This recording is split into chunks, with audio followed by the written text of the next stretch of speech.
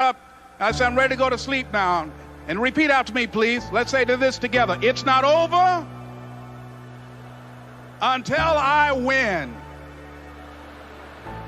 John Leslie said, no, you can't go now, Dad. I said, why? He said, it's not over until I win.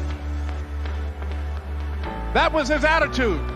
We sat down and we played several other games. And finally, after the 11th game, John Leslie won, and he got up and he yawned. And he said, I'm ready to go to sleep now.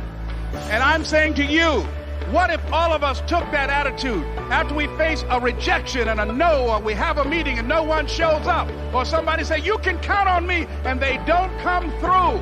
What if we have that kind of attitude? The car's repossessed. Nobody believes in you. You've lost again and again and again. The lights are cut off, but you're still looking at your dream, reviewing it every day, and say to yourself, it's not over until I win.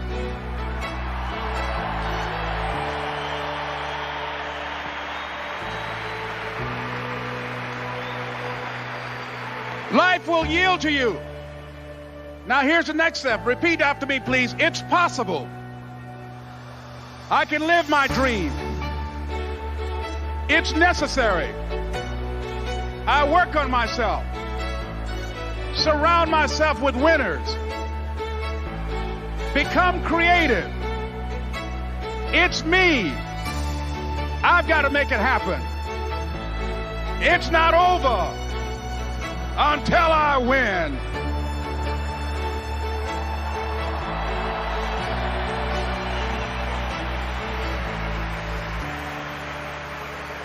The next thing that's important to know, yes, it's possible that you can choose your future and direct the course of your life as you run toward your dream. It's necessary that you have goals, that you write those goals down, that you plan, that you think constantly of how you can begin to improve what it is that you're doing. If it's your presentations, if it's your recruiting skills, whatever that is, it's also necessary that you look for ways to always find a way to pull it out when everybody else thinks that you're defeated.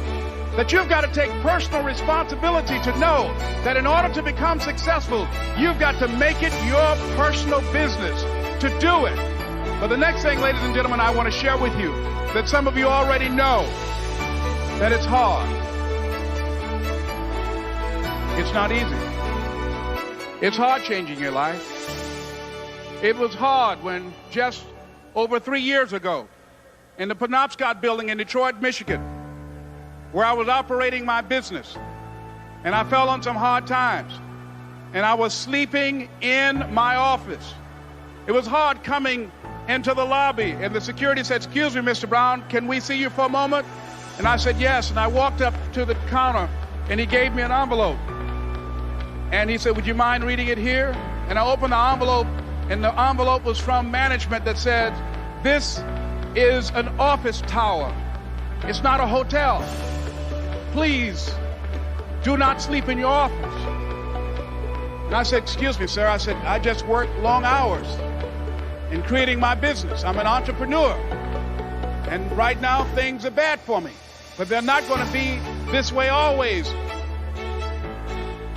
And I just asked for the opportunity to continue to operate like I'm doing. I'm not trying to make this my home. And it was hard coming through the lobby. And sometimes they would laugh. There's a guy talking about becoming successful. And look at him. He's bathing in the bathroom upstairs on the 21st floor. He sleeps on the floor. Him and 2 other dreamers up there. Look at him. It was hard, ladies and gentlemen, coming to speak to people. And I was facing financial difficulties in my own life. I was behind on my bills and my dreams, and I'm saying to them, you can live your dream. It was hard, ladies and gentlemen. It was very difficult to pick myself up each day believing that I could do it. There were times that I doubted myself. I said, God, why is this happening to me? I'm just trying to take care of my children and my mother. I'm not trying to steal or rob from anybody.